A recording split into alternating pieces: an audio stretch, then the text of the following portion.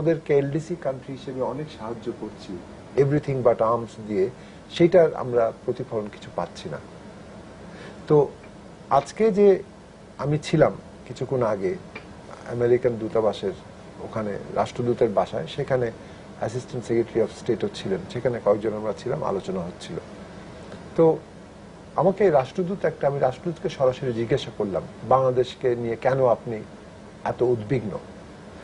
তিনি একটা ইন্টারেস্টিং ভাবে বললেন রাষ্ট্রদূত, তিনি বললেন ডান মোজেনা যে আপনারা ভুললে চলবে না যে বাংলাদেশ পৃথিবীর মধ্যে মডারেট ইসলামিক কান্ট্রি হিসেবে খুবই গুরুত্বপূর্ণ। দ্বিতীয়ত হচ্ছে মুসলিম পপুলেশন অনুসারে তৃতীয় বৃহত্তম দেশ আফটার ইন্দোনেশিয়া আর পাকিস্তান।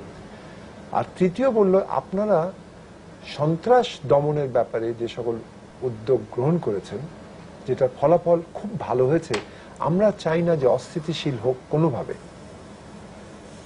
দ্বিতীয় তারা বলল যে আমরা চাই যে আপনাদের উন্নতি হোক অর্থনৈতিক কাঠামোগত দিক থেকে।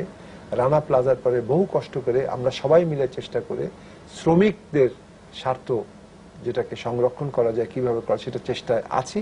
তার মধ্যে যদি আরো ব্যাহত হয় এবং যদি অস্থিতিশীল হয়ে যায় পরিবেশ সংঘর্ষের কারণে কি সংঘাতের কারণে, তাহলে এটা ব্যাহত হবে। আচ্ছা, একটা জিনিস যেটা বললাম যে উদ্দেশ্যটা সম্পর্কে তো আমার একটা প্রশ্ন হলো আপনার কথা থেকে, উদ্দেশ্য মহৎ, কিন্তু বিষয়টা হচ্ছে যে হাউ ডু ইউ এক্সপ্লেইন যে একটি দেশের অভ্যন্তরীণ বিষয়ে বাইরের একটি দেশ এসে বলছে যে তোমরা এটা করো ওটা করো না, এভাবে করো সেভাবে করো না। এইটার হচ্ছে কি, যদি মনে করো আজকে আমেরিকানরা মনে করো কিংবা ভারত হোক যে কোনো দেশ হোক, তারা এখানে বিনিয়োগ করেছে টাকা পয়সা, তারা এখান থেকে জিনিসপত্র আমদানি করছে, আমাদের এখান থেকে রপ্তানি হচ্ছে তাদের দেশে। সো একটা ব্যক্তি কিংবা একটা প্রতিষ্ঠান যদি কোনো কারণে, ধরো আমেরিকান প্রতিষ্ঠান, তারা ঠিক করেছে যে আমাদের এখান থেকে ধরা যাক 100 মিলিয়ন 10 কোটি ডলারের জিনিসপত্র কিনবে। তারা যখন তারা কিনছে, কিন্তু তার পিছনে কিন্তু অনেক একটা চেইনের মতো আছে, যে নিয়ে আসছে তারপরে আরেকজন কিনবে, তারপর আরেকজন কিনবে, রিটেলারের কাছে পৌঁছে যাবে। So there is a programmed lot যে আমি এটা কিনে নিয়ে আসবো, এটা ক্রিসমাসের সময় বিক্রি হবে। Now he has put a lot of emphasis on that, and if that gets upset, তখন তাহলে হবে কি, তাহলে আমার তো তখন আমেরিকায় হট্টগোল শুরু হবে। এবং তখন আমেরিকার ডিপার্টমেন্ট অফ কমার্স এন্ড ট্রেডে তারা গিয়ে বলবে তোমরা কিরকম রাষ্ট্রদূত রেখেছো যে আমাদের কোনো স্বার্থ সংরক্ষণ হচ্ছে না।